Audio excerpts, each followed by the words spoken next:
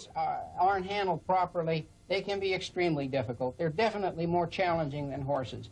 They catch on much faster than a horse. Probably their learning capacity is about 3 times as fast.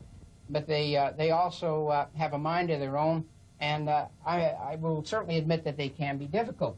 One of the common mythologies about mules is you must never touch a mule's ears. They're very defensive and very difficult about their ears. Well, that's true of most mules, but my mules have been imprint trained. I can do anything I want with their ears. I can twist them and turn them, and I can pull on them, and they're perfectly happy to have their ears touched. And we can touch them anywhere else on their body because these mules were imprint trained at birth. Just as soon as they were born, they were handled all over. It hasn't slowed down their performance. This guy can run like a deer, but I trust them completely. They trust me, and I think they're an excellent example of what can be done with imprint training. You heard about how difficult mules are to work on their feet, and difficult to trim and so on. My mules are easy to tube worm. I can stick things up their nose because this was done before he was 1 hour of age. We can put our hands in his mouth. We can examine his teeth. Put our hands clear to the back of his throat. And he doesn't resist. He doesn't fight. He's just really good about it because all of this was done very early in life. The other mules, same way. They're both the same age. They were born 2 weeks apart. You can do what you want with your ears. Put your fingers down in the ears. Handle them anywhere on their body. Stick tubes up their nose. Put your hands in their mouth. Grab their tonsils if you want. I can go all the way to my elbow into their mouth. As you can see, there's no resistance, no fight. Handle their feet.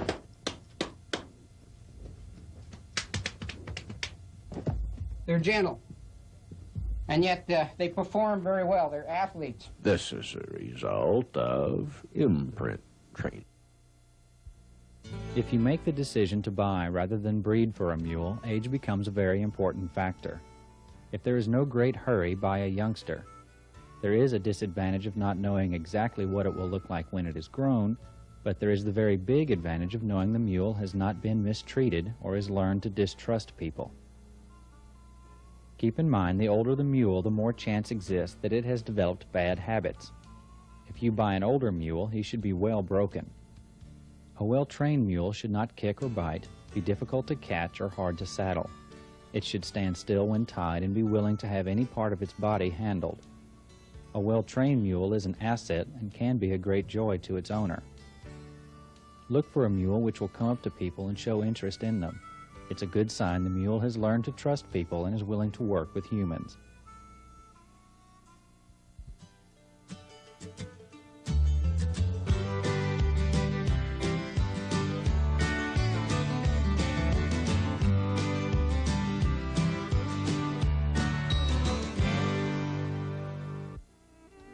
The most prized mule breeding donkey in Europe for over 1,000 years has been the French Poitou donkey from the Poitou region of France. Unlike other kinds of donkeys, it has heavy bone structure, a large, long head, and a long, straight back. It is often ewe-necked, with a long, silky, and usually tangled coat. The Poitou donkey can stand between 14.2 and 16 hands in height.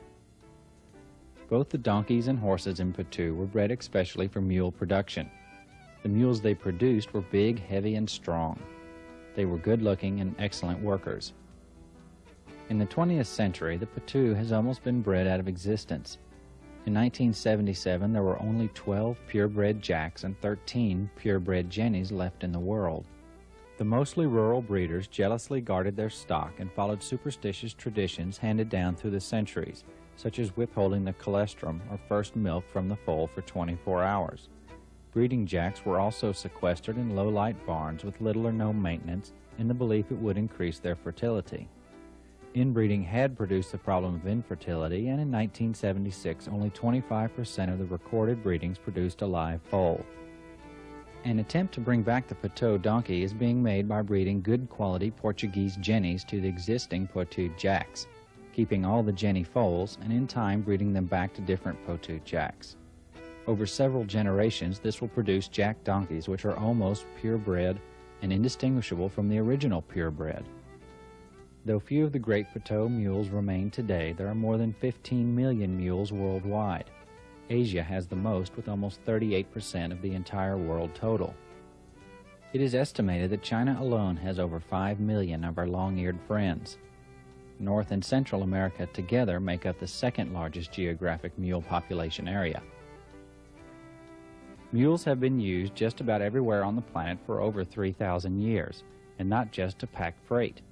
In 1274, Marco Polo praised the Turkoman riding mules he encountered in southern Asia.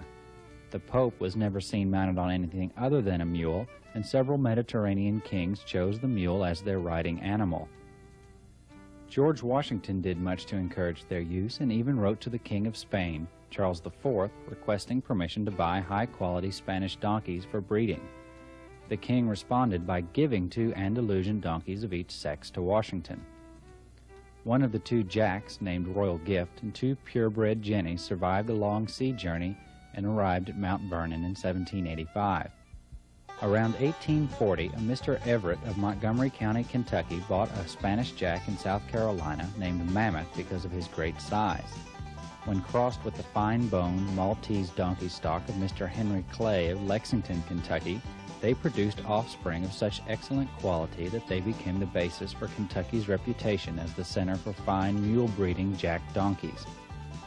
Almost all of the great jacks of the present day in the United States can be traced back to this original Mammoth. The foundation stock of the American Mammoth Jack, as the breed of big jack donkeys came to be called, includes Spanish, Andalusian, Maltese, Majorcan, and a few Poteau donkeys.